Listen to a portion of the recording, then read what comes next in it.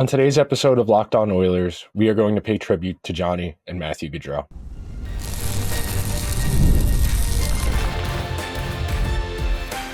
You are Locked On Oilers, your daily podcast on the Edmonton Oilers, part of the Locked On Podcast Network, your team every day.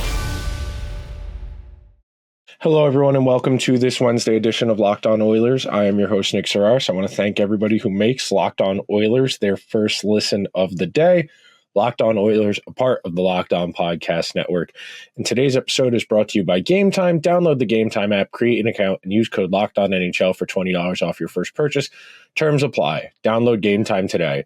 What time is it? Gametime. So today's episode is going to be different from what we usually do. Usually we're arguing about cap value. We're arguing about player cap value. We're arguing about the value of draft picks. And I still don't feel great about talking about hockey things in light of losing Johnny and Matthew Gaudreau last week. I'm going to use the next 25 minutes of this episode to kind of talk you through how I think about loss, how you have to have people to lean on to talk about this type of stuff, and what we can do.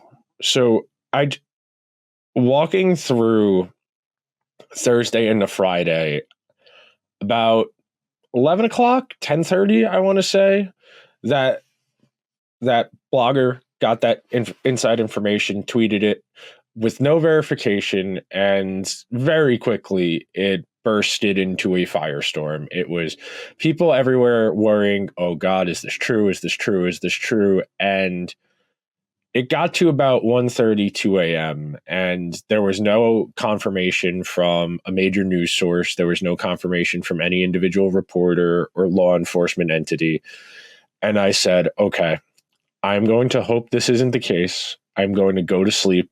And when I wake up, we are going to find out what happened. We're going to find out what happened. And I woke up Friday morning. I was leaving for a trip Friday afternoon. I woke up Friday morning and I picked up my phone, and the first text I saw was from my mom. And usually my mom will text me early in the morning. She gets to work, whatever, sits down, she's eating her breakfast. She'll send me an Instagram reel. She'll just say hi, whatever, have a good day. And it was a picture. There was no caption. There was no nothing. And it was a picture of Johnny Gaudreau with the year he was born, a hyphen, and 2024. And in my brain, it didn't process. I read it, I reread it, I read it again, I rubbed my eyes, I blinked, and very quickly I was able to put together what happened. And I spent the vast majority of my Friday morning and afternoon before I left, and even on my trip on Friday, in a haze.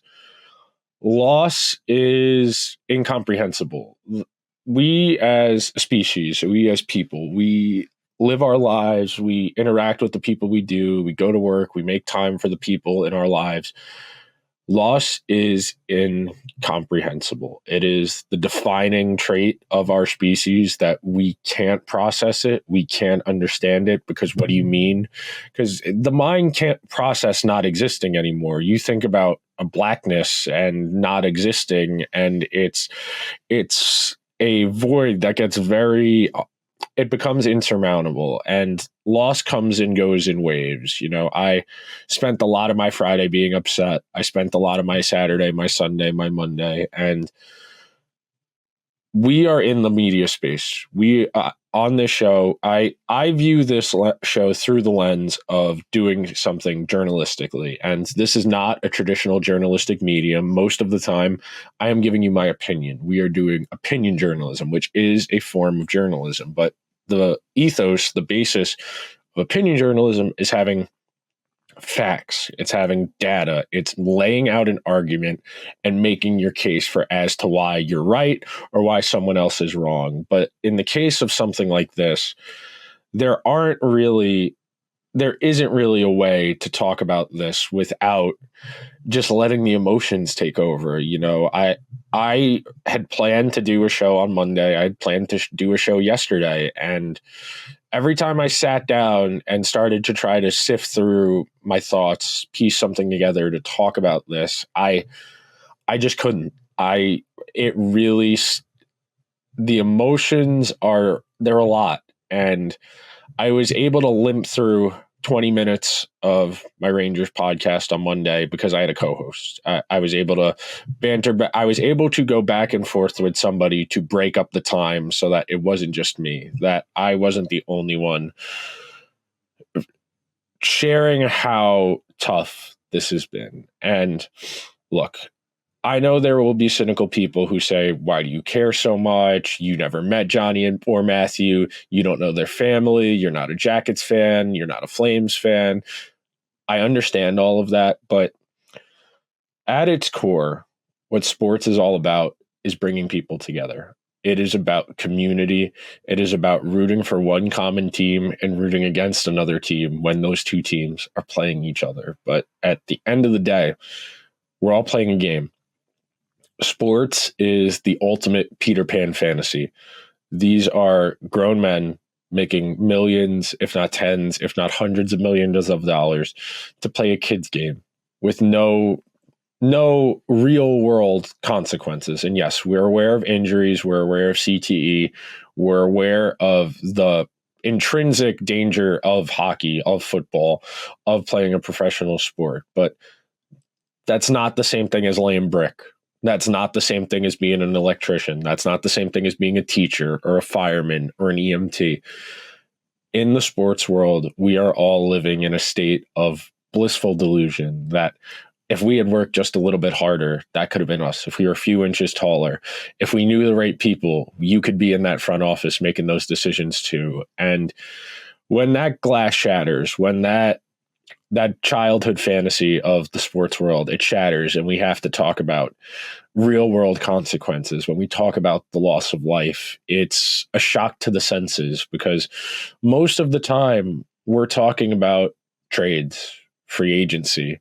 We're talking about how come the power play can't going. We're talking about how do we find our goalie his confidence back. We're not talking about life and death here. We're talking about things that in the grand scheme of things don't really matter. You know, it doesn't matter if your goalie save percentage is 909 or 910 when we're talking about the scope of the world, when we're talking about how people live their lives. But we find some solitude, we find some escapism, we find community in sports. And before we take a quick break, I do have to say the community, the people, that's what makes hockey what it is. And we lost two essential members of our hockey family last week, and we didn't need to. Entirely avoidable, entirely a reflection on the state of society, both in North America at large. I know this happened in the United States, and this is an Oilers podcast, but this is something that is uniquely an American issue. This is something that is hard to grapple with, and it's something that we're going to unpack a little bit more after the break. We're going to talk a little bit about what we all can do, and then our final segment will reminisce on John and Matthew, so be sure to stick around. If you're like me, you're not ready for summer to be over yet. Last night, I was at Pearl Jam at Madison Square Garden. Tonight, I will be at Mets Red Sox trying to soak in the last bit of summer. The only place I buy tickets to go to a show, to go to a game, is from our friends over at Gametime with some of the best features in the ticket buying experience. Things like all-in pricing where you toggle the feature on, it shows you the total up front with no surprise fees at checkout. You get the seat views where you can get a panoramic view from your seat in the app before you buy. If you're going to a baseball game, you want to be able to see home plate, get a feel for balls and strikes. If you're going to a show, you want to know if you have a speaker or a pole in your way and you don't have a clear line of sight to the artist. The lowest price guarantee or Gametime will credit you 110% of the difference. And Gametime ticket coverage, where your purchase is covered with the most flexible customer service policy in the ticketing industry. So take the guesswork out of buying tickets with Gametime. Download the Gametime app, create an account, and use code LOCKEDONNHL for $20 off your first purchase. Terms apply. Again, create an account and redeem code LOCKEDONNHL for $20 off. Download Gametime today. What time is it? Gametime. Thank you to everyone who is listening to today's edition of Locked On Oilers. For your second listen, I encourage you to listen to Locked On NHL, where Locked On NHL provides you with a national perspective on all things NHL each and every day, with national experts and local insights on every team in the league. Available on YouTube or wherever you get your podcast, part of the Locked On Podcast Network, your team every day. This is a sensitive subject, and it is something that my friends, and a lot of people in our 20s, early 30s, even their 40s are all grappling with. The social consequences, the cultural consequences of alcohol being such a prominent feature of American social life. The ubiquitous marketing campaigns at chain restaurants for drink specials that you can only get to by driving to them.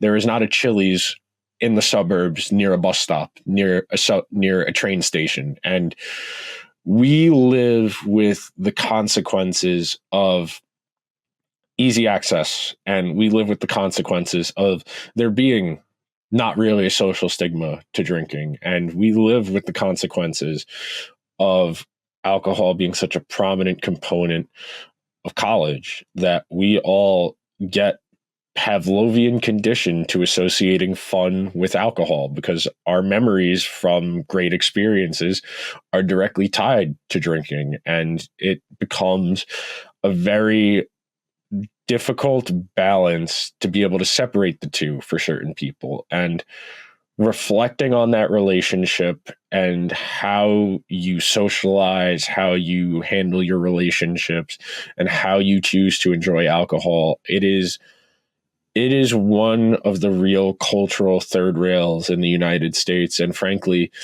in the world. You know, the United States, it's a little bit different because it's such a car-dependent country, because you have to drive so many places, that we have accidents like this, that somebody could reasonably, consistently drunk drive, like the person who killed Johnny and Matthew, to the point that he was drinking as he was driving. He had open containers in his car.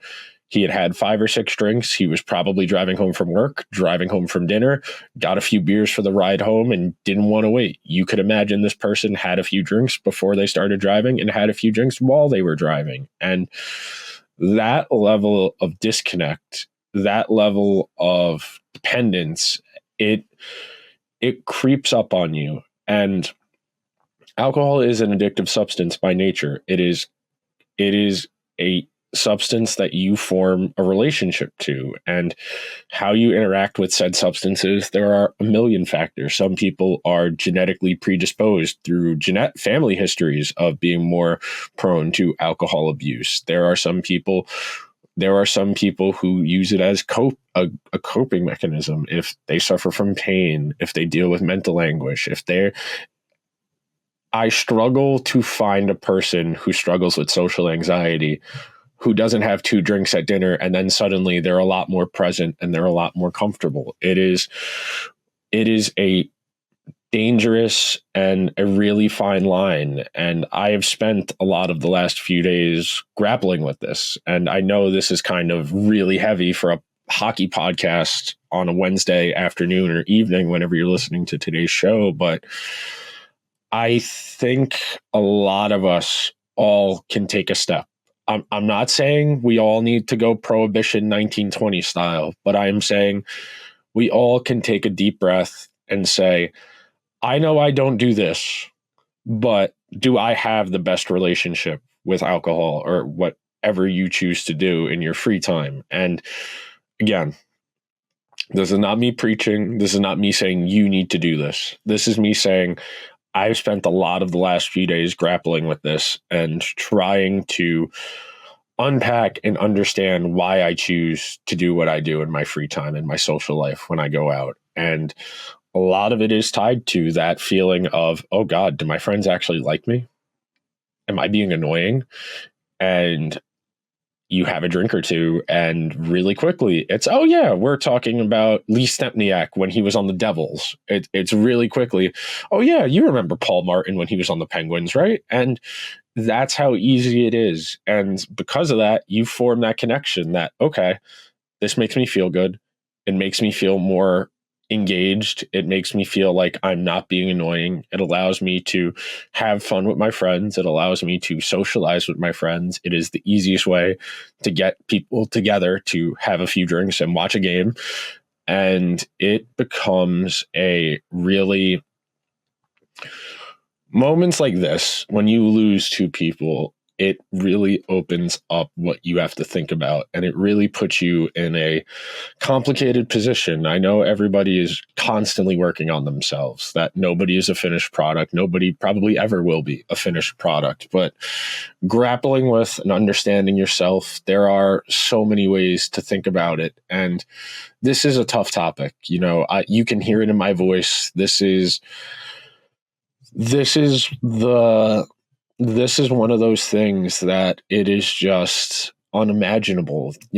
I was talking about this with one of my friends the other day, and I said there is going to be a point this season where I put on a Blue Jackets game and a couple shifts are going to go by, and I'm going to wonder where Johnny Gaudreau is, and then it'll hit me, and then I will be very sad. Then I'll probably cry a little. Then I'll probably laugh because I'll think about the Johnny ham and cheese story, or I'll think about him wearing sneakers to the Calgary Stampede. But it is an opportunity. It is an opportunity to reflect and to take action. And that is the responsibility we have when there is a tragedy, when there is an avoidable tragedy.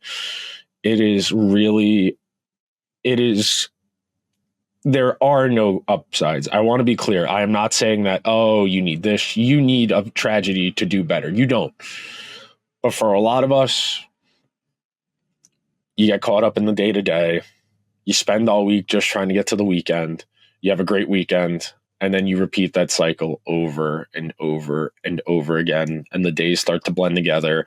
Work starts to feel repetitive, and you get on autopilot, and you're not as present as you need to be. You don't talk to everyone you want to make time for. And ultimately, it's the oldest adage there is when it comes to socializing, friendships, relationships. The most valuable thing you have is time. If you make time to talk to your friends, whether it's just shooting a text, sending an email, or organizing plans to hang out, it is on you to do that. Ultimately, you can love someone and you just can't find time for them. But at the end of the day, if they mean to you as much as you think they do, you got to make the time for them. It is the most valuable thing you have. And we're going to take one more quick break. We'll be right back, tell a few Johnny Gaudreau stories, and then we'll be out of here.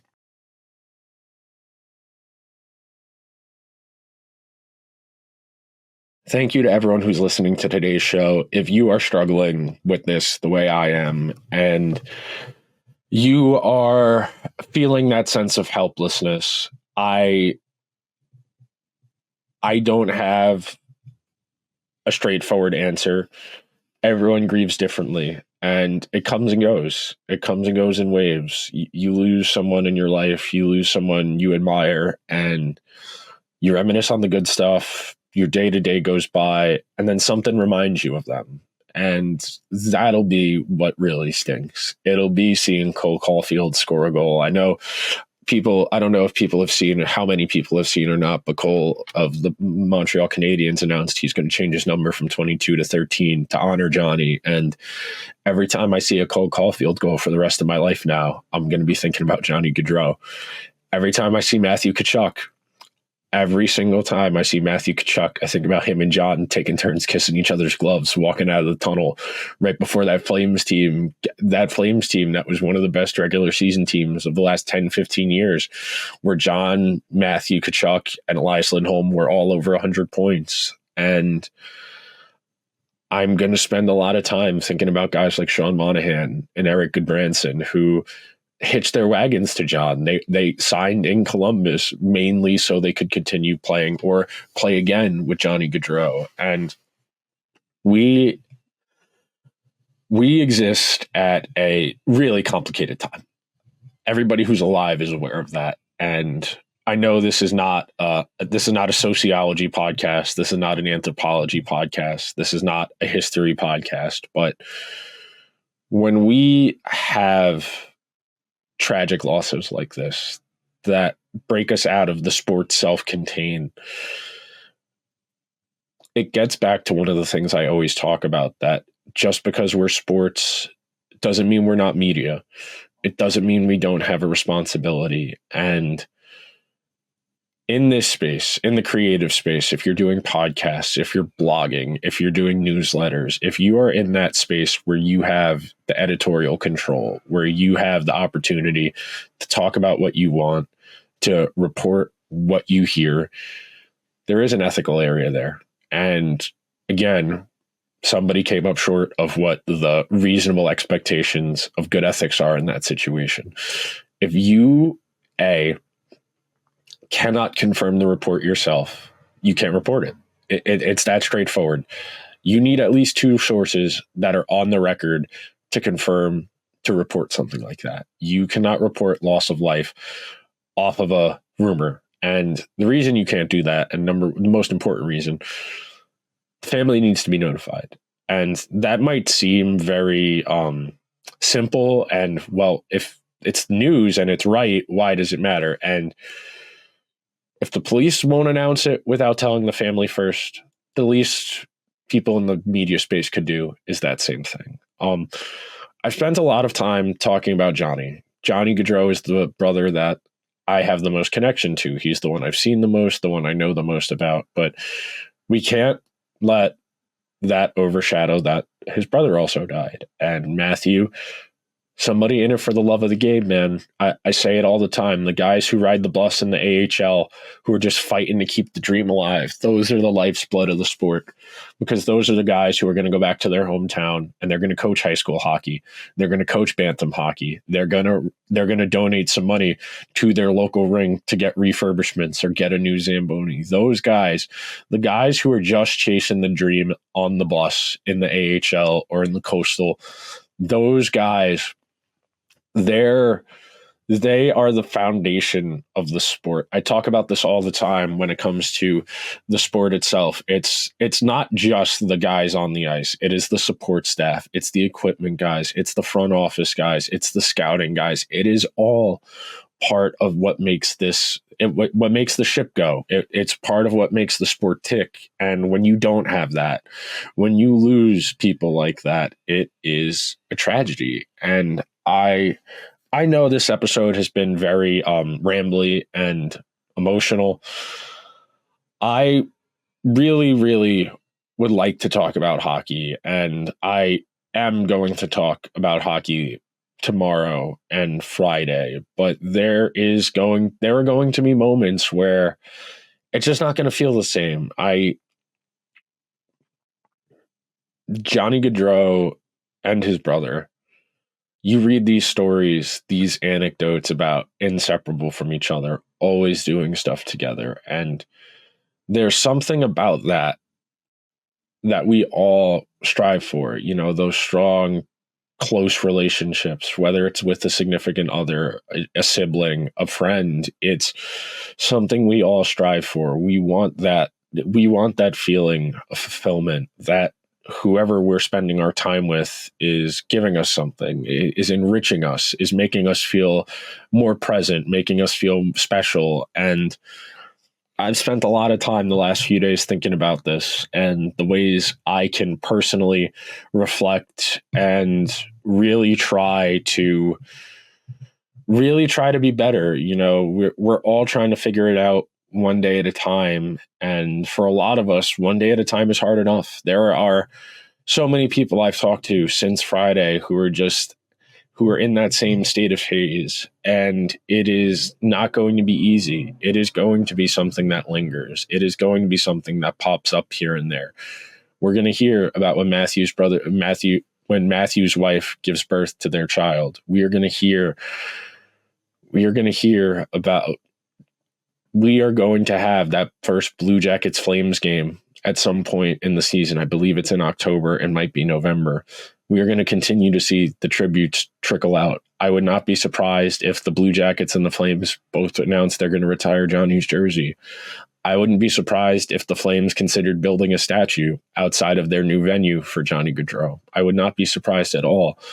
there are so many people who were able to find inspiration in Johnny Gaudreau's story of being undersized, of having a fanatic work ethic from a very young age, where his dad, Guy, pushed both of them and pushed them to a place where they were feasible. It was feasible for a kid 5'8", 140 pounds to make the NHL. You know, the anecdote I keep repeating and telling people is him going to the draft combine and taping hockey pucks to his waist so he could sneak a couple extra pounds, because he was going to weigh in at 130 pounds as I want to say a 5'7", 5'8" guy. And he knew if he was only 130 pounds, he probably wouldn't get a serious look. And Gaudreau made the league, and he's one of the era's defining players. He's arguably the best 3-on-3 player, a 3-on-3 overtime player in the history of the format. I know the format's not that old, but Gaudreau has some of the best results under those metrics. He has a couple down ballot Hart trophies. He's got that Lady Byng.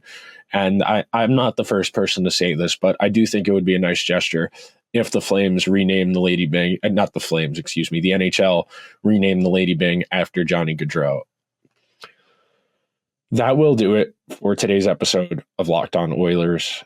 If you could be so kind, I'm going to leave the link to the GoFundMe for Matthew's wife and their children in the description. Even if you can't donate, only donate it if you can afford to donate. If you can't afford to donate, send the link to someone else. Share this story and make this something to grow on. And I will talk to you guys tomorrow.